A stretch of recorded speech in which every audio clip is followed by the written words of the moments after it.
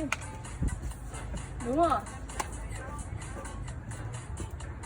Vào ra, vào ra, vào ra, vào ra. Chuẩn. Thấy chưa? Rồi động tác thứ hai. Con biết làm ấy. Trước sau này Hương này. Trước sau. Con nữa.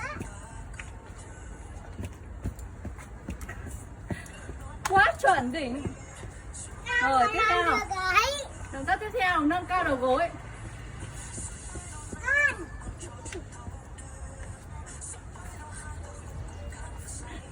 Đúng rồi. Đấy, con làm được đấy. Bật tại chỗ. Con nữa. Ngang tay ra. Chuẩn. Rồi con đỉnh.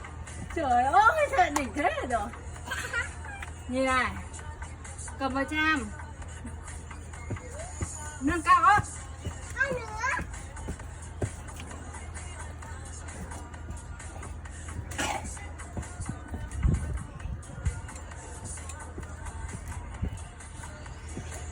Con làm được đấy.